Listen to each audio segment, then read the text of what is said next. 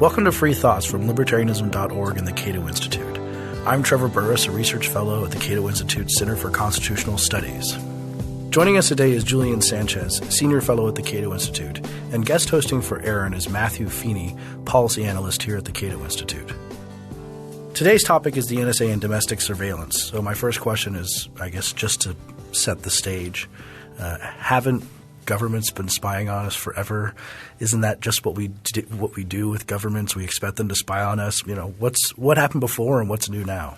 Sure. So spying is, of course, ancient. One of the very first and most simple secret codes is called the Caesar shift.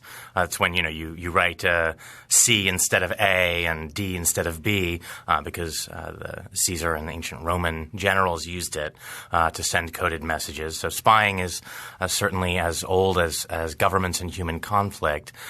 One of the things that's new, however, is the capability to, in effect, spy on entire populations wholesale. That is really something that is novel with the age of computers and electronic communications. It's always been possible to try and intercept particular communications or spy on particular people, but the idea that, in effect, you could have a vacuum cleaner siphoning up and in some way analyzing not just the communications of the entire population, but massive databases about their activities in many cases that never in the past left any kind of permanent record.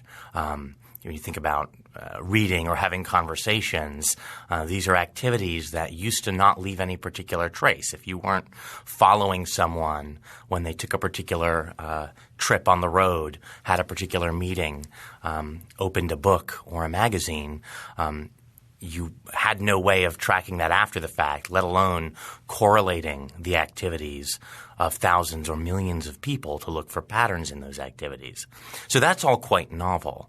And in fact, we see, I think, in some of the revelations about modern spying, something that is really, I think, new to our constitutional tradition. So right there in the Fourth Amendment is the idea that searches and seizures, not just for intelligence purposes and for spying, but certainly especially in criminal investigations, are particularized. You become suspicious of a particular person and then you attempt to read their mail, look through their papers. Maybe you break into their house and look for evidence. But the idea was that this is something you did on an individualized basis once there was some kernel of suspicion attached to that person. And what we see, I think, in the revelations about modern NSA spying is a shift from retail to wholesale surveillance, a shift from a model where you become suspicious about a particular person and then surveil their communications to a model where you surveil the communications of entire populations in order to develop grounds for suspicion. This seems like it came at an interesting confluence of events because not only did we have the technology grow, the internet, the digital life grow, but then 9/11, not coincidentally at the same time. So then there was both the means and the motive to do those things simultaneously. In a way, we have a kind of three-way perfect storm of a lot of different kinds of capabilities and political background facts coming into confluence at the same time. So on the one hand, we have the technological capability to analyze vast reams of data, which is relatively new. The regime for legally governing American intelligence spying has its origins in scandals of the mid-1970s, late 1960s that led to the passage of the Foreign Intelligence Surveillance Act in 1978. One of these was an illicit NSA program called Shamrock that involved mass analysis of international telegrams and looking for keywords, in a way a predecessor to what's being done on a much larger scale today. Then it was quite impressive that NSA was able to analyze at the peak many thousands or hundreds of thousands of telegrams, perhaps in a single month. But we're now talking about millions of communications a day being automatically siphoned and filtered for profile matches or matches to particular targets. So one aspect of this is the ability to essentially surveil communications en masse, which was impossible before. The other aspect, or another aspect, is a change in the nature of the enemy. Intelligence in particular, where certainly under U.S. law in most countries has always been understood to be a domain where the rules are a bit looser than with respect to ordinary criminal investigation. And there's some good reasons for that. It's more difficult basically to deal with state actors, the people with the backing of foreign states who have the ability to flee the country and sophisticated intelligence tradecraft. But the nature of the enemy is no longer that you have a sort of a fixed known entity, a foreign state who is communicating on separate facilities, secure communications channels, and so that you know who you're trying to target in a way, because the enemy is these decentralized terrorist groups that are embedded in civilian populations. You have a shift in the mission along with the shift in technology. So it's not just to figure out what the enemy is doing, but to detect who the enemy is. And then the third shift, not in the analytic capabilities, but the technological shift to a global communications network where not just enemy communications and civilian communications are mixed on the very same network, but also borders don't matter nearly as much. The Foreign Intelligence Surveillance Act was written on the assumption that if you had pretty strict rules or stricter rules for surveillance that was carried out within the United States, you didn't have to worry that much about restricting the ability of the spy agencies to spy outside the United States, because the thought was you would occasionally, but relatively rarely, end up picking up a lot of American communications when you were tapping a phone line in Germany or in Russia. But of course, that's no longer true. And the NSA folks themselves will tell you a big part of the challenge they face in the 21st century is that a communication between New York and Los Angeles, for instance, in the modern era, might travel through Japan if it's in the middle of the day when the pipes are congested in the U.S., but everyone in Asia is asleep. The cheapest way for that communication to go might be not through the United States but through Asia. If you think about services like Google and Facebook, it may be that because they're trying to serve a global user base, the database of private information that you think is just on a server somewhere in Palo Alto is actually also backed up in full on backup servers in Ireland or in China, with the result that, as we now know, under the much looser authority of Executive Order 12333, which handles surveillance outside the United States. And who issued that one? So the original Executive Order 12333 was signed by Ronald Reagan in the early 1980s. Again, it's sort of meant to provide guidance and authority for intelligence activities not in the United States. And the assumption was that really meant spying on foreigners. But again, as we now know, in fact, vast amounts of surveillance, including surveillance that sweeps in Americans' communications, is now done by there was a program called Muscular, for instance, that involved basically tapping the data links between these huge backup servers companies like Google and Yahoo maintained overseas. And when they were doing that, they were effectively unrestricted by the rules that are meant to govern the acquisition of Americans' communications. When they're doing it in bulk, they get to say, well, we're not targeting any particular American. We're just getting all the data. And, of course, that includes many Americans' communications or other kinds of remotely stored files and private data. And so these three factors, the ability to analyze data in bulk, the emergence of an enemy that blends into civilian populations and uses civilian communications networks, and a global network technology that makes borders increasingly irrelevant, have generated this scenario where the intelligence agencies feel this imperative to, as their internal documents say, collect it all, and under old rules that are not really that well adapted to ensure that collecting it all doesn't mean collecting huge amounts of the private data of their own citizens. Well, I think a lot of people might be wondering what the intelligence community says quite often, which is, well, if we need to find a needle, we need to look at the haystack, and that the tools that they use only work with bulk collection. Number one, is that true? And also, how effective has this been? Well, so I mean, in a way, the answer to those are I think the same answer. This is sometimes the kind of jokey response to this is like this is attempting to find a needle in a haystack by gathering even more hay. Right. Intelligence professionals themselves often refer to the problem of what they call drinking from a fire hose, having so much data pouring in that they are unable to process it meaningfully or figure out the difference between genuine suspicious patterns and coincidental suspicious patterns, because if you have enough dots, you can draw patterns that look like something suspicious through them. I think if we look back, for example, first to the 9/11 report and the findings about the causes of the intelligence failure that led to 9/11, you'll find there that the problem was not inadequate raw collection of data. The famous phrase from that report, the failure to connect the dots, has since, I think, been very badly spun and misconstrued. So now we hear advocates of more surveillance power saying, well, you can't connect the dots unless you collect all the dots or as many dots as you can. But as it turns out, that is not really a recipe for greater efficacy.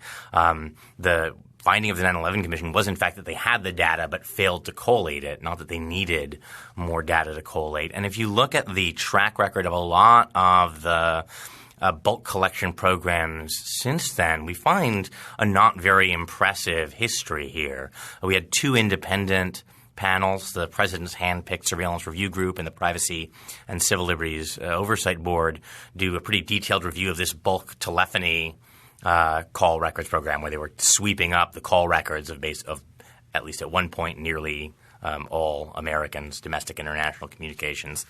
And they found that it was essentially never useful in catching a terror suspect or thwarting an attack, that in almost every case they were merely duplicating information that the FBI had already obtained through targeted authorities, which, I mean, it shouldn't be that surprising that in fact trying to collect and sort through huge amounts of data about millions of innocent people is often just not going to be worth the investment relative to the sort of time-tested method of, once you're suspicious of someone, focusing your energy and your resources on analyzing their data. It's a little bit harder to say with respect to some of these other intelligence programs about which we know less, and which have not been subject to the same kind of searching review. But if we look back to the original warrantless wiretap program under President Bush, we find that when the inspector generals looked at the results of that, they found basically the same thing, that to the extent useful intelligence was obtained there, it was almost always about people who were already targeted by the FBI with specific traditional warrants. We find the same thing in some of the Senate reports on fusion centers, which are supposed to sweep up and synthesize large amounts of data, that they basically never provide any useful timely intelligence. So when someone says this is stopping terrorist attacks or has stopped terrorist attacks, that's a very, at the least, dubious assertion. Well, certainly the programs that have been looked at the most carefully, that those assertions have not held up. It would be hard to say with respect to some of the others. So, for example, the FISA 702 program. This is not metadata, but the acquisition of content. One second. Metadata is a term we need to define before we continue. So metadata is actually kind of a dubious term. People talk sometimes as though there's some kind of clear natural distinction between the content of a communication and the metadata. In fact, the distinction is much blurrier, especially on the Internet. But the idea here is the metadata is the data about the communication. So if we have a phone call, the phone number I dialed and how long the call took, that kind of information that would be on your phone bill is the metadata, and the content of the communication is what we actually said over the phone. But of course, how you categorize these things is to some extent a matter of choice, even on traditional phone networks. I call an office building and I tell the secretary I'd like to be connected to Trevor or to extension 320, or perhaps it's an automated system and I punch in 320 for the extension. Well, is that the content of the call or just more metadata? Well, it gets blurry. And more so when you think of something like a website. Well, I go to cato.org/surveillance or something like that. It gives you a pretty idea of exactly what content I'm looking at. It is formally metadata. And with Internet communications, actually, there's a whole nested layer, almost like layers of an onion, of content and metadata. So your computer sends to the website, and the website sends back to your computer. So those are the packets. Is that the right? Yeah, term packets is sort of right. The basic unit of information flow on the internet, and you can actually make much the same analogy I did to the calling up an office and asking the secretary to connect you to a particular line. A packet of data will contain. So let's say I send an email to Trevor at Cato. There'll be an outer layer of metadata that the ISP needs to see, that Comcast, for example, looks at, that just says this packet is going to Cato's server. And then once it lands on Cato's server, that packet has content that says, this is a mail message, and please deliver it to Trevor's mailbox. And so that's metadata for my mail message, but the content of the kind of outer layer that just said, take this to Cato. And then within that, of course, is the contents of the actual message. And there's this sense that defenders of some of these surveillance programs like to spread that metadata is somehow trivial. It's not that important. And in a way, if you think about an individual communication, maybe that sounds plausible. Sure, I call up a particular phone number, and unless I'm calling a suicide hotline or an abortion clinic or an AA number, probably the information about the phone number is less revealing than what I actually say on the call. But when you take that at the macro scale and you say not just one phone number or one email address, but the whole pattern over the course of many days or weeks or months of my communications, of what websites I visit, of what I read, at what times of day and in what locations, and not just what I'm doing, but how my patterns of behavior change over time. Am I staying up later? Do I seem disturbed? Am I looking at different things now or talking to different people? And also the patterns relative to the entire population. Not just what does my metadata say, but is my metadata unusual? Is it changing in ways that look different than a normal person's? Is it changing in the same way as people who become interested in radical interpretations of Islam? Once you have that kind of bulk database to analyze, the metadata can in fact become as or more revealing than the content of the communications, because in many cases it's actually much easier to analyze very quickly huge amounts of metadata than it is to chug through entire communications. And from what we know about the NSA, do we know that they're doing this for all of us domestically, tracking this in large groups of people within the United States? Well, so exactly what kinds of data they're gathering are hard to know. We know that the telephone program, which is still in effect but is sort of slated for reform, was sort of the largest and most indiscriminate collection of data about Americans' communications. And that was at the PRISM program? That's a separate. Oh. So the metadata acquisition is under an authority that's usually identified with the Patriot Act. It's a power that was expanded under Section 215 of the Patriot Act in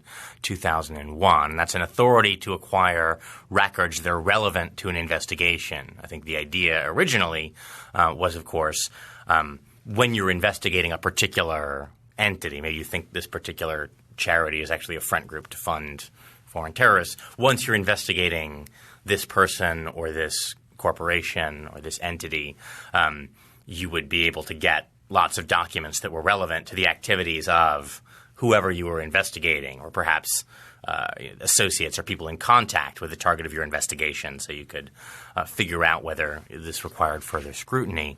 The FISA court, established by the Foreign Intelligence Surveillance Act, allowed the NSA to effectively say everything is relevant to the investigation, but because by creating this large database, they can later analyze at will and connect the dots between lots of different people who communicate with each other.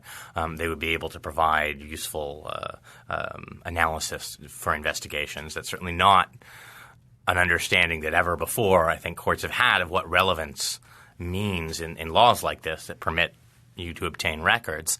But that was something they were able to sell. They had also sold the court on a similar program, now discontinued but probably being conducted under different authorities, that did the same thing for international Internet communications. So at the very least, all international emails, perhaps also international web traffic. And keep in mind here, you probably have no idea when you're engaged in an international internet communication. I mean, you may if you're deliberately visiting the BBC website, but maybe that website has a mirror in Atlanta, Georgia, and maybe, again, given the time of day and the facts about congestion, you visiting a Facebook page, but in fact, the cheapest path for your bits to travel is to a server in Ireland. So you probably have a lot more of those international communications than you think you do.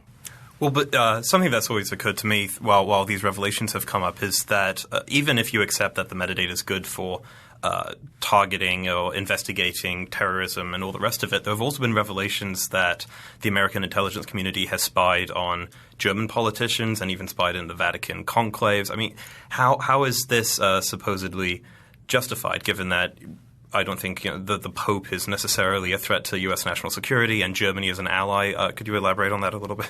Well, so another, I think, pattern we've seen since 9/11 really is that authorities, the intelligence community, has wanted for a long time, often for general support to their broader intelligence mission, which is certainly not limited to terrorism, are justified in terms of its utility for counterterrorism, which is not necessarily the primary way they're used. Maybe the most famous example of this are the so-called sneak and peek searches that were part of the Patriot Act. These were explicit authority, and the courts have always allowed these in extraordinary circumstances, but this was a clearer and an easier authority to enable ordinary investigators, not necessarily for intelligence cases, to get a search warrant that would allow them to surreptitiously break into a home or other location and only notify the homeowner much later. The usual model, of course, is they come to the door or maybe knock down the door, but they come at the time they serve it, show the person that they have legal authority to search, conduct the search. The person can sort of monitor and make sure that they're essentially taking only what they're supposed to take. And the person is in a position to complain if they do something wrong. Sneak and peek searches were sold as something that was necessary to avoid tipping off terrorists, even though, of course, there's a separate and completely secret physical search authority that's part of FISA. The thought, though, was this was something that ordinary police needed to assist in counterterrorism investigations. And, of course, a few years later it became clear that almost never was this authority used in counterterrorism investigations. It was used overwhelmingly for drug and other kinds of investigations. So what we need to bear in mind when we think about all the authorities that have been justified since 9/11 as necessary to fight terrorism is that very rarely are the statutory terms of these powers restricted to counterterrorism. So I mentioned earlier 702. This is one of the ones that may have been more useful, that may actually have been helpful in foiling terror attacks or actually gathering information about terrorists. This is an authority that permits the government without a warrant. It's effectively a general warrant that allows the Director of National Intelligence and the Attorney General to issue certifications that cover broad categories of intelligence targets like foreign terror groups or foreign cyber attackers, and then lets the NSA basically decide which accounts, which phone lines, which email addresses they're specifically going to subject to search and wiretapping and collection. This is always discussed as a counterterrorism tool, but of course if you look at the statute, it doesn't say the NSA or the government may spy on foreign terrorists. It says essentially if the purpose is to gather foreign intelligence of any kind, including plans about what Angela Merkel is going to do at the next round of treaty negotiations, and the target is outside the United States, so Angela Merkel at Germany.de or whatever, then NSA can be authorized to do this without further judicial approval. And so we know now they have essentially many tens of thousands of targets every year. And since targets including corporations, that might mean many hundreds of thousands of specific accounts being spied upon. And surely some of those are suspected terrorists or people involved in terrorism. But that's not a requirement of the statute. And we know that one of the things they do, for instance, is spy on foreign network administrators, people who work in IT, people who maintain computer networks, not because they are suspected of doing anything wrong, but because you never know when you might need to spy on a network that some target is using. So you spy on the network administrator, learn all the things they might be using as their password, use that information to be able to compromise their accounts and own their entire network. They don't have to be terrorists. They just have to be someone who is not in the United States. But the 702 program, according to some accounts, has numerous protections on it: Attorney General approval, Director of National Intelligence approval, FISA court approval, which are usually topical certifications rather than individualized certifications, congressional oversight committee, congressional briefings. Congressmen can make hay if they want to make hay. And there's also – they have to submit, I think, reports every 90 days about the activity. And on some accounts, the error rate is incredibly low and below 1% of – and they self-report their errors on these things. How do you respond to those levels of prophylaxis about having this be abused? Right. So I think it's important to understand that the scale of a program like this, where again they're sweeping in millions or tens of communications on a daily basis, makes oversight that's meaningful quite difficult. And indeed, the judges on the FISA court have said, and they certainly have an oversight role here. They are the ones who approve the broad procedures under which 702 surveillance operates. So again, 702 phone and internet surveillance, where there are these broad sort of general warrants, but then the NSA itself is the entity that gets to decide who is actually spied on. And the FISA court is responsible for approving the procedures they say they're going to use. These are the criteria we're going to expect analysts to meet before they start tapping a particular email account or IP address or phone line. This is the methods that they're going to use to try and ensure that they're not tapping anyone inside the United States. But the FISA court judges have acknowledged that they cannot meaningfully review the actual implementation of this program. And yeah, there are routine reviews of how this stuff is being used, but there are some difficulties. One is just, again, because of the scale of it, you can only really look at a pretty tiny snapshot of what's actually being collected and used. I mean, the NSA itself probably never looks at most of the communications that are swept in. Another problem is that it really seems like the oversight is designed to catch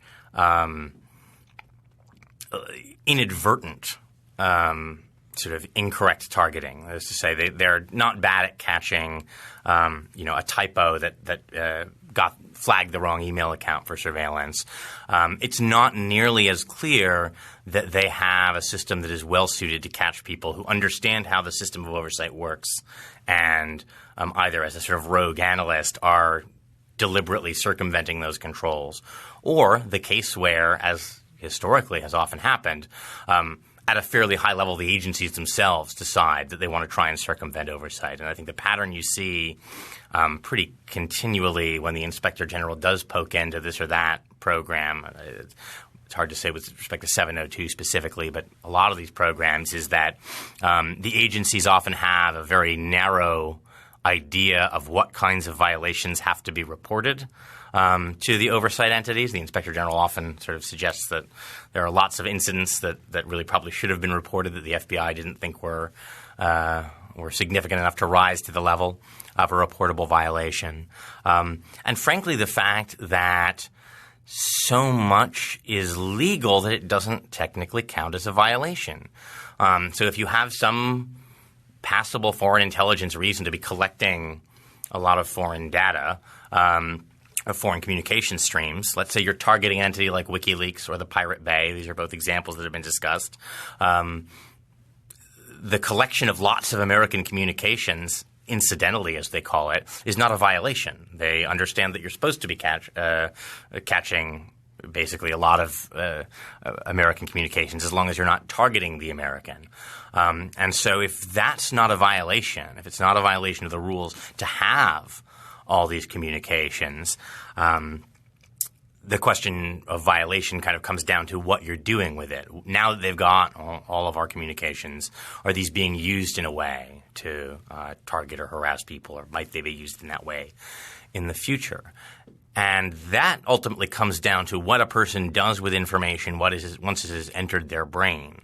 And that is a lot harder to enforce, especially, again, when you're talking about the enormous quantity of data being collected. So, an embarrassing story appears in the gossip pages about a political opponent of the president. Did that information come from an email the NSA intercepted from someone else? Well, it's hard to say. Does the NSA even have that information? Well, you would have no way of knowing without then going back and looking through their archives to see whether that embarrassing column matched something that was in the database. And, of course, you don't want to do that because that means searching for an American's information in the database, which would itself be without an intelligence purpose. If we look historically at the way abuse has occurred in the past, the wiretapping of activists and civil rights leaders and anti-war activists, we find that the agencies that had some sense that perhaps what they were doing was not appropriate took steps to ensure that what they were doing would not be visible to overseers. So very often these activities would be routed through alternate file systems to ensure that there was no record in the central FBI database of – You told me a story one time about the briefcase, delivering the briefcase to the house. That's a great story. One of my favorite stories involves a former Congressman and Senator Carl Munt who used to write J. Edgar Hoover semi-regularly asking for intelligence about political opponents or other figures that he was interested in. And invariably, Hoover would write back saying, no, the files of the FBI are confidential. I cannot share this personal file with you, Congressman or Senator. And a historian eventually became curious as to why Munt was so persistent. Why didn't he get the message? And as he eventually interviewed Munt's former personal secretary, he learned that the answer was that these letters of refusal from the Bureau, from Hoover, would always come hand-delivered by an FBI agent who would also come with a briefcase containing the file Munt had asked for, open it up, lay it on the desk, say, I got to take this back with me. I can't give you the file, but I'm happy to answer any questions you might have and you can take notes. But that was Hoover, though. We know he was bad, right? Right. And so if we don't think Hoover was a uniquely evil human being, the message we should take is that the people who are in charge of these agencies and who have access to this information understand that there's oversight and also understand that there are ways to avoid creating any records for the overseers to work with. In fact, what we now know about the abuses of the 60s and 70s under Hoover and under other agencies comes from a very partial bit of the historical record. Historians later uncovered single routing slips, single pieces of paper from much larger files that had been destroyed, revealing other kinds of illegal break-ins and illegal wiretaps that the congressional investigative committees had not discovered. And the only evidence we have is basically something that was accidentally not destroyed, suggesting a larger archive of which these slips were a part. So it's just given the scale of this, even more so now when you're by design collecting so much stuff. At least, for example, in the 70s, a new attorney general discovered a decades-old bug that had been planted in the offices of the Southern Christian Leadership Conference, and sort of said, look, if there's not a actual criminal prosecution forthcoming, you better shut this off. You have no legitimate reason to be wiretapping these people. But of course, it would no longer actually be a big red flag that, for instance, Bill Clinton's emails are being sucked up. When you're collecting on this scale, the fact that some politically sensitive entity is being collected on doesn't necessarily tell you that there's something amiss, that someone is using this for a nefarious purpose. It's in a way easier to come up with excuses for why you have this sensitive information.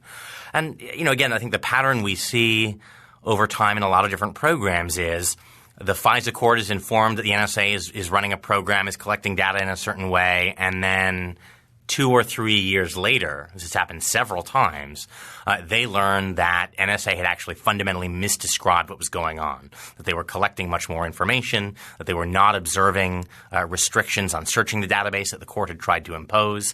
In one case, they said that the elaborate system of restrictions that had essentially allowed them to justify approving one of these collection programs had effectively never functioned because it had been so systematically disregarded. Members of Congress complain sometimes humorously about how difficult it is to extract information. Often feels, they say, like a game of 20 questions. And so, of course, the picture they'll get are very brief summaries of something that's working very well and very effectively. But again, it seems like what we see again and again is when there is greater scrutiny, things the overseers weren't aware of come to light, and you realize, in fact, what a partial picture they have. I mean, it does seem like senior members of the intelligence committees really believed that this telephone program, this telephone metadata collection program, had been somehow instrumental in thwarting dozens of terrorist plots. And as soon as the surface of that claim was scratched, it turned out it was, of course, completely false. But it seems like, again, the senior legislators responsible for oversight genuinely believed it until there was pressure to dig deeper. So I think that should be a little bit disturbing and should raise serious questions about how meaningful this oversight mechanism really is or can be. Well, then what sort of reforms can or should we look forward to? Because the NSA has had a big hit to its reputation in the wake of the Snowden leaks, but given the stories you've just told about oversight and, well, I mean, frankly, lack of information at the top. And lack of transparency. And a lack of transparency. It seems to me that even if it was announced that, okay, there's going to be a big overhaul of the American intelligence community, civil liberties will be taken more seriously, I suppose the perhaps naive question might be, well, why trust them whenever they come out and announce these sort of things? That is not a bad question. In part, one of the curses of intelligence is that in the sort of the academic scholarship about intelligence oversight, you find this trope of fire alarm versus police patrol models.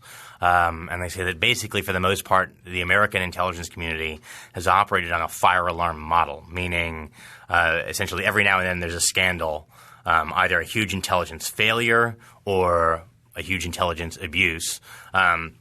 There is deep scrutiny of their operations. Sometimes corrections are made, and then over time, the energy to scrutinize falls away. And I think you can understand why. Matthew, you said earlier, Congress can make hay if they discover something amiss, but actually their ability to do that is pretty limited. Ron Wyden can get up and say, I don't think they're using their authority correctly. He was obviously very upset about this bulk metadata collection program, or metadata collection programs, I should say, phone and internet, for a long time, but wasn't able to say publicly exactly what he was so concerned about. And more generally, legislators have limited time, and their ability to focus their resources, energy, and time on this is sort of constrained because they have to think sort of politically speaking. If I fix a big problem internally to one of these agencies, I don't get to put out a press release later and sort of trumpet what good I'm doing for my constituents' civil liberties. It makes a lot more sense to work on other areas, especially areas where there are external groups and lobbyists that are sort of willing and able to help whatever the congressman is trying to do. In the intelligence sort of arena, almost all the information you have is coming from inside the agencies themselves. You get maybe external pressure from groups like the ACLU or the Electronic Frontier Foundation, but they rarely actually have details of what's going on or specific suggestions about how it needs to be fixed. That said, you do see that there are limits. That is to say, they will twist often the authorities they're given in ways that perhaps were not intended or obvious to the public in order to achieve whatever programs they think are necessary to allow them to do their jobs and serve their intelligence functions. But you do see them running up against legal strictures that there's no real way around. And so if it's sort of clear enough what you're trying to prohibit them to do and you don't leave loopholes, there's at least a sense that someone will cry foul before that gets too wildly out of hand. But I guess backing up, I think what is most important in terms of limiting the ability of these systems to be misused is not to think about this particular program or that particular program and what the standard to get this kind of record should be, but to think in a broader sense about the creation of architectures of surveillance. That is to say, to look at the way the structure is set up and ask if someone decided after an attack to ignore the rules, either for a good reason in a moment of panic, what seemed like a good reason, or out of sort of malice or desire to abuse the system, how easy would it be? Could you just flip a switch and turn the system to an inappropriate use? In a way, the metadata program we just discussed is one example of what two different kinds of architectures for this might look like. The president has basically already announced his intention to end that program in its current form, which involves basically sweeping in everyone's communications data and then analysts querying particular numbers and then all the numbers associated with them out of 2 degrees or 3 degrees of separation from that master database. So it's like they have their own little Google. They Google the entire data that right. So it's like the Intelligence Committee wants to create a Google database of all of our private database that they can then Google. Effectively. Yeah. Effectively. Now, the alternate structure, which will allow them to do much of the same kind of analysis, is instead they're going to go to the FISA court, serve an order on the carriers who in sort of consortium are going to work to sync up all their records so that I can get very quickly, if a Verizon customer called an AT&T customer and that person called a Sprint customer, I can sort of start with one number and get the kind of pattern of that person's communications quickly without having to go back and forth between all the carriers, but still on an individualized basis where I've given the FISA court, the secret FISA court, a list of phone numbers that I am suspicious of for some reason, go to the carriers and say, okay, start giving us the feeds on these numbers and the people in contact with them. And that ends up pretty quickly getting to a lot of different phone numbers that they're having their metadata swept in. But the important thing to recognize about the difference between this architecture and that architecture is under the bulk architecture, all the information's in-house. And so if you decide you want to look at the president's calling patterns or that annoying Cato Institute guy's calling patterns, all you need is someone who's going to punch that number in at a keyboard in-house. All the information is kept there, and all they have to do is get around whatever internal mechanisms may be set up to raise a red flag if you're doing something weird. Under this alternate architecture, probably all those people's call records are not already in the system, so there are additional steps. You'd have to get the FISA court to sign off on it, get the information from the carrier, have it reviewed why that particular information was coming in. These are two architectures that allow much the same kind of analysis, but as you can see, if you wanted to turn one architecture to some inappropriate purpose, like spying on your political opponents or inconvenient activists, one architecture basically allows you to do that with the flip of a switch. Another architecture makes it actually quite a bit more difficult to do that. Well, some listeners might be thinking under both architectures, might be thinking to themselves, well, I've never visited WikiLeaks. I've never visited a jihadist website. I don't, read dodgy books. I've never Googled how to build a bomb. So why be concerned about this if the justification for it is national security and I'm not a national security threat? Are you asking if you haven't done anything wrong? Yeah. What do you have to worry about? Unless you're one of these weird guys at Cato. Yeah. Then we should. I mean, in a way, one answer to that is to ask about the effect of of asking that question. That is to say, if your statement is, well, I don't have anything to worry about. I've never Googled how to build a bomb. I've never looked at Islamist videos on YouTube. Does that affect your likelihood in the future of doing those things? When you're sitting down to Google, is some part of your brain going to be thinking? Is every American's brain in some tiny corner going to be thinking, well, can I Google how to build a bomb? Or should I go to this Islamist website? Maybe not because I'm an Islamist, because I'm interested in reading about it. Is something in the back of your head wondering whether you're going to get on a list because you made a certain phone call or went to a certain website? And we can look at affidavits from a whole array of civil society groups, from the NRA to religious groups across the board, saying that they encounter a lot of doubt and reluctance from their membership now. People are worried about calling, let's say, a gun rights organization. They say, well, I may have a gun that's not legal and I'm not sure what to do about it, but I don't certainly, if this comes up, want it on the record that I called for legal advice about this. And the other thing to note is, of course, that historically the point of surveillance has been to affect politics in a way that goes far beyond the particular people who are under surveillance. So you think about the notorious campaign that was waged against Martin Luther King. They essentially attempted to psychologically destabilize him and drive him out of public life by trying to blackmail him essentially with tapes of his extramarital liaisons.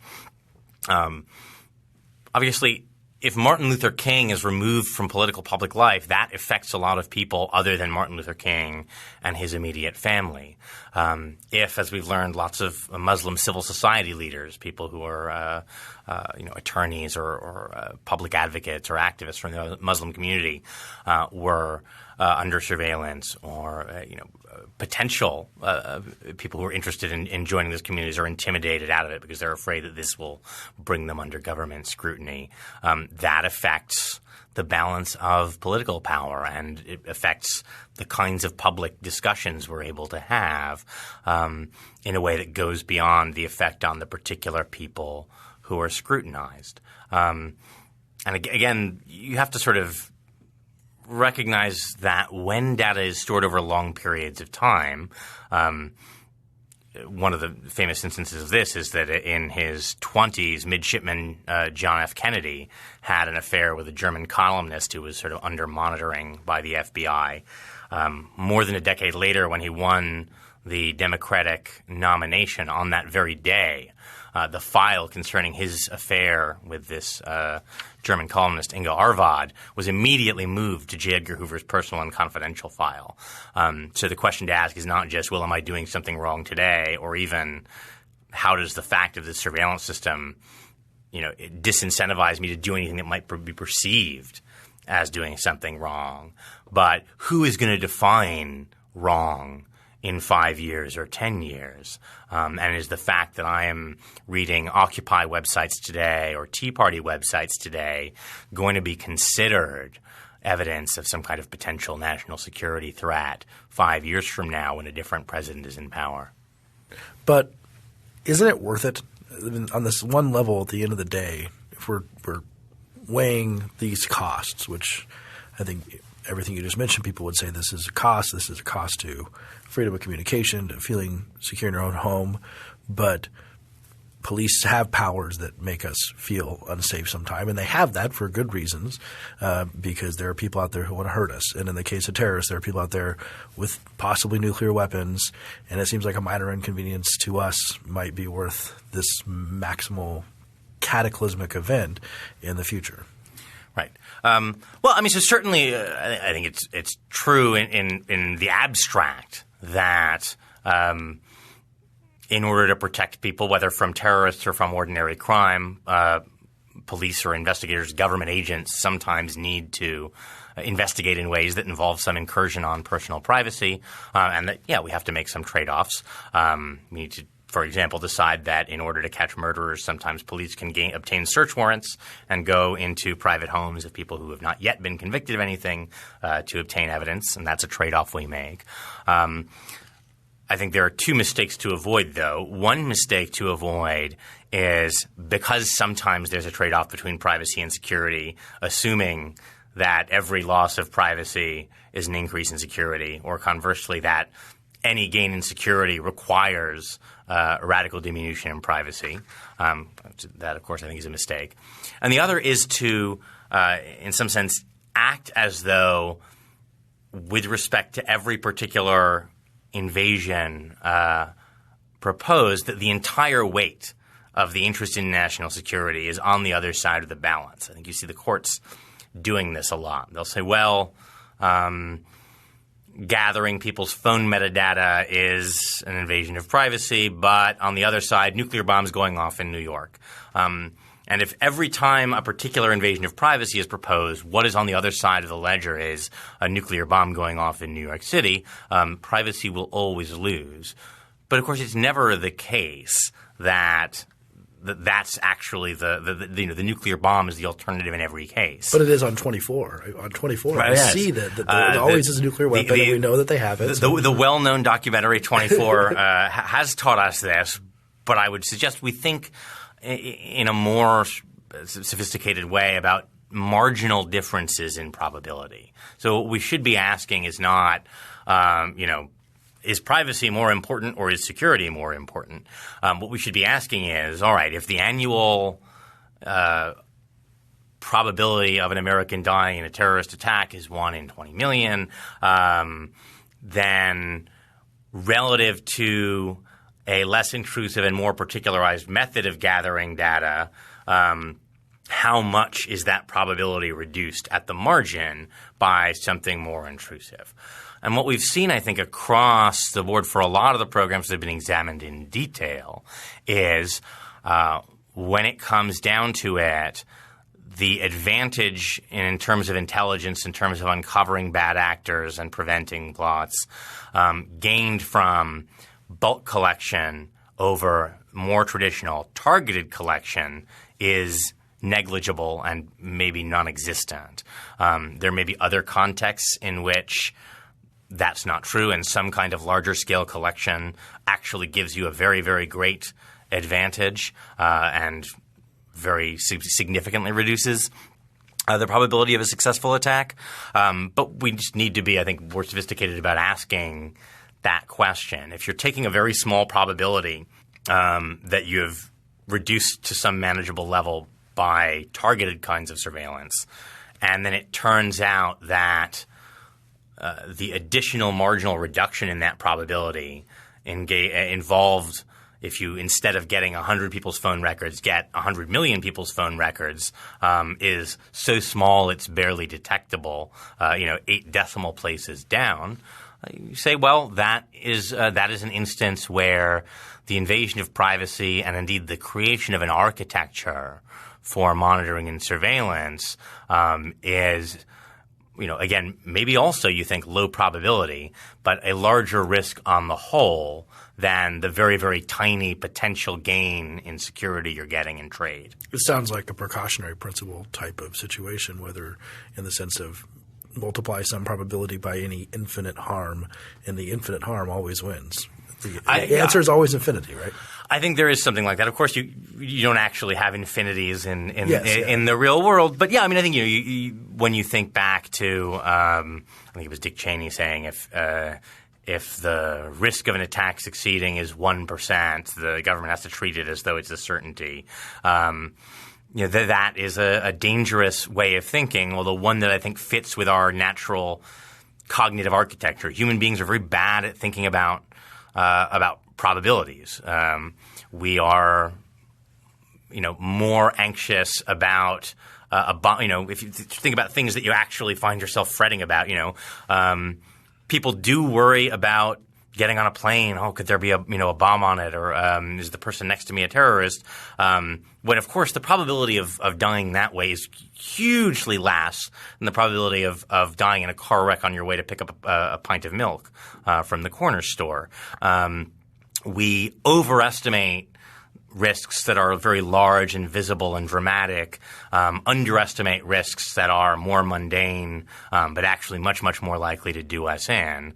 And so this natural tendency, I think, causes us to do things with respect to risks related to terrorism that we don't do in almost any other realm. I mean, the precautionary principle comes from the rhetoric of environmental regulation, but in fact, we don't do anything like this in the environmental category. I mean, if you had an environmental pollutant with a kind of average annualized risk of death on par with terrorism, probably the EPA wouldn't be allowed to do anything about it. And in order to find it, they put a huge dragnet over the entire nation to make sure that occasionally someone doesn't use this pollutant that has this much. Yeah, that's an interesting analogy. Well, people seem to treat terrorism very differently from ordinary sorts of crime, because if you took Dick Cheney's, if there's 1% chance we have to treat it like 100%, well then if we thought of murder that way, because there's a certain percentage every day some American will be murdered, it would justify putting police officers in front of every house to make sure there are no break-ins or no assaults or anything like that. And I think Trevor pointing out 24 reminds me of CSI, that the more these things get in the media, you can romanticize forensics and you can romanticize war and intelligence. And how sure we are about these things. Right, exactly. But I think if anything, these NSA revelations have demonstrated lack of transparency and oversight and maybe lack of success, because I feel like if the NSA had prevented a nuclear attack or something, the first thing they would have done is mention that they had done that using these systems, but they haven't. So, I mean, is that because they really couldn't if they really hadn't and we should trust them? Or is there another reason? They don't want to tip their hand, possibly. Right. I mean, well, so one, I actually don't think there are yet any terror groups that have, put themselves in a position to actually detonate a serious nuclear device. Certainly not in the American homeland, and maybe not anywhere, in part just because fissile material is sort of hard to get your hands on.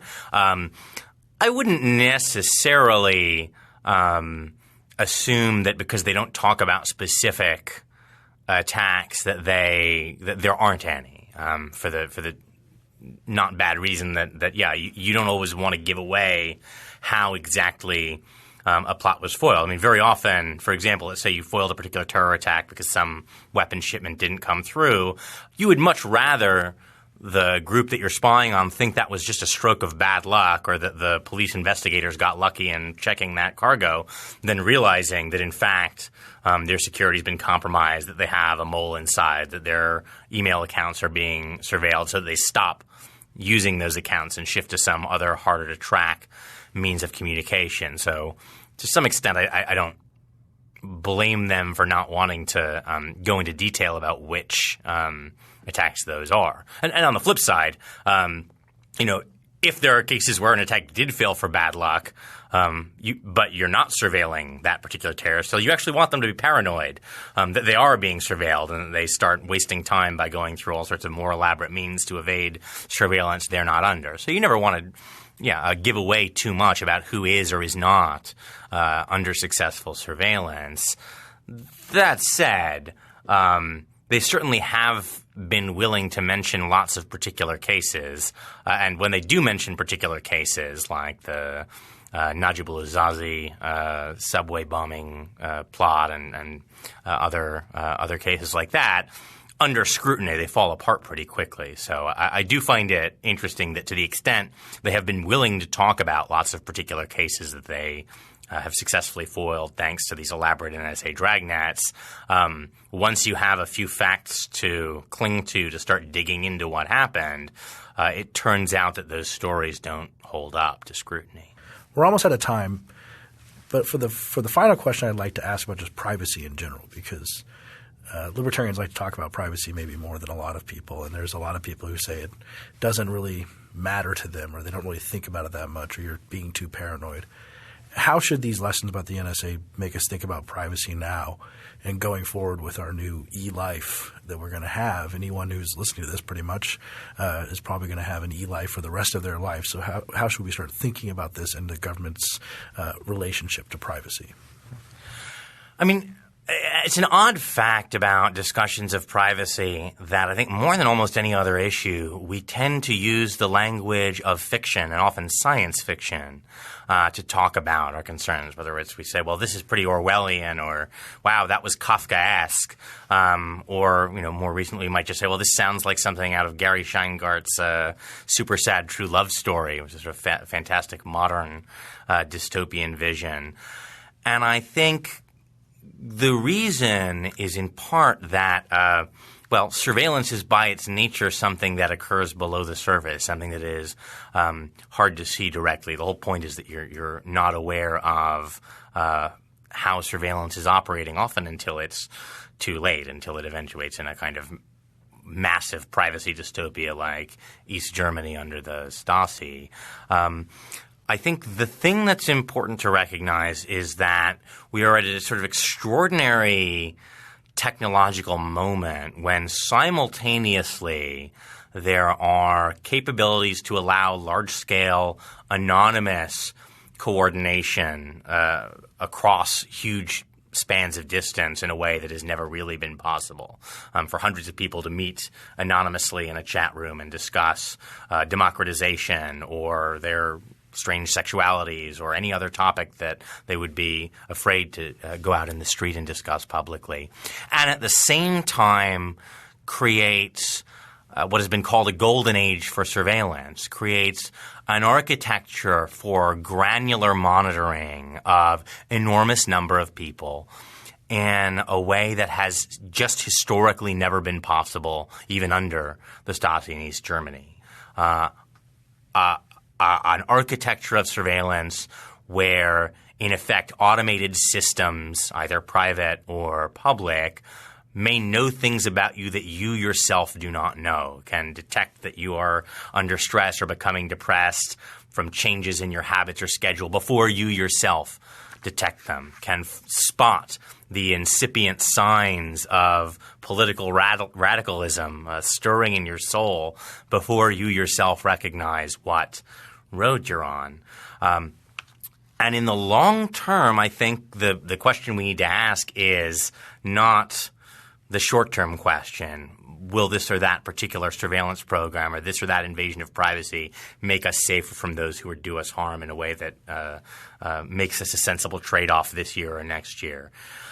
The question I think we need to ask is that when these systems are taken together and integrated, as indeed they always are, as they already are for these analytic purposes, when you imagine a network that is capable of scooping up so many disparate kinds of data about so many people and aggregating them to not just know what they're reading and thinking, but to predict what they will be reading and thinking, is that kind of power to monitor and know populations compatible with a free and democratic society?